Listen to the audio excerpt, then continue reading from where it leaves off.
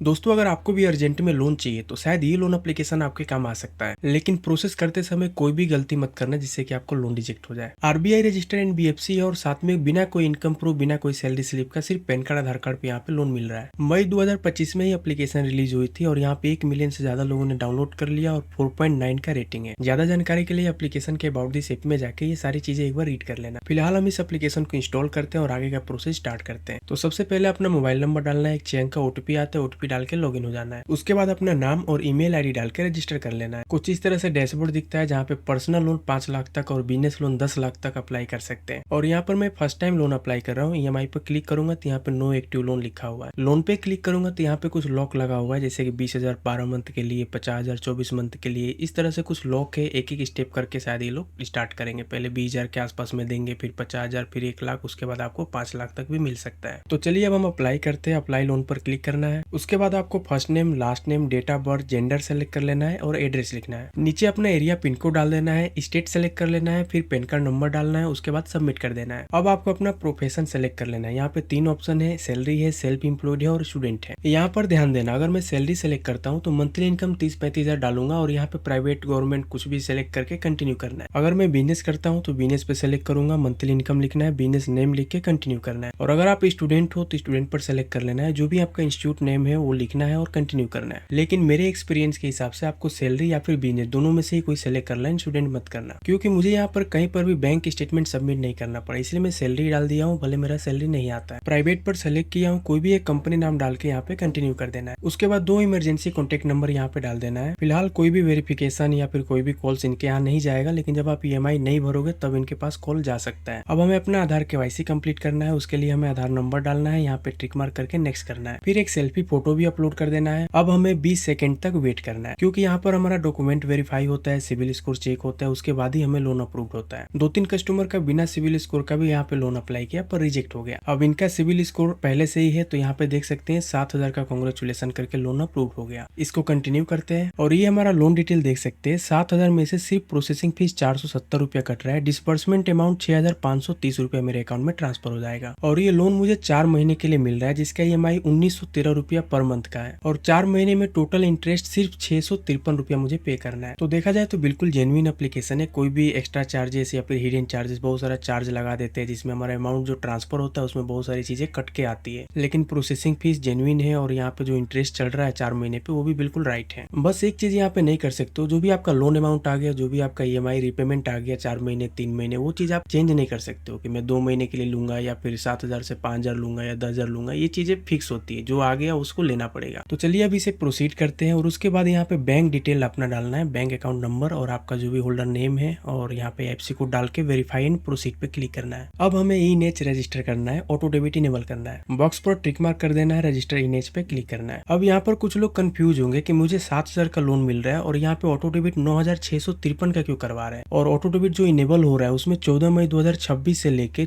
13 मई 2066 तक क्यों करवा रहे हैं, इतना दिन तक ईएमआई काटेंगे या फिर 9,653 का क्यों करवा रहे हैं, ये सारी सवाल रहता है। तो ये सारी चीजें ऐसे ही दिखेगा, बाकी आपको 4 महीने ही ईएमआई कटेगा। ये सब में ऐसे ही दिखता है। सभी लोन ऐप में एडवांस जो है ईएमआई ऑटो डेबिट इनेबल करवाते हैं, एडवांस पेमेंट दिखाते हैं, तो इस पे ध्यान नहीं देना है। जो आपका सेक्शन लेटर में जो अमाउंट रीपेमेंट का है, जितना ईएमआई है उतना ही कटेगा। और यहाँ पे ऑटो डेबिट इनेबल के लिए 3 ऑप्शन मिल जाता है। डेबिट कार्ड से भी कर सकते हो, नेट बैंकिंग से भी कर सकते हो, आधार कार्ड से भी कर सकते हो। तो मैं आधार कार्ड से ही करूंगा, यहाँ पे फ्री में हो जाएगा। अगर आप डेबिट कार्ड से करते हो तो कुछ बैंकिंग चार्ज रहता है 50-100 के आसपास में, तो कटेगा। और ये हमारा ई नेच भी सक्सेसफुली कंप्लीट हो गया। सारी प्रोसेस कंप्लीट करने के बाद मेरे डैशबोर्ड पे अभी कांग्रेचुलेशन करके डिसबर्समेंट इन प्रोग्रेस लिखा हुआ है, मतलब कि मुझे अभी वेट करना पड़ेगा। हो सकता है 2-4 घंटे में पैसा आए, हो सकता है 12 घंटा लगे, 24 घंटा लगे, तो देखते हैं कब तक पैसा आता है, क्योंकि इसमें ज्यादा आइडिया नहीं है। मैं भी फर्स्ट टाइम ही यहाँ पे अप्लाई कर रहा हूँ। अगर आप में से किसी ने यहाँ से लोन लिया है तो आप जरूर बताना कि कितना टाइम लगता है यहाँ पे डिसबर्समेंट में, और मेरा भी डिसबर्स हो जाएगा तो मैं आपको कमेंट में बता दूंगा अगर कोई पूछता है तो, कि कितना टाइम लगा मेरा लोन डिसबर्स में।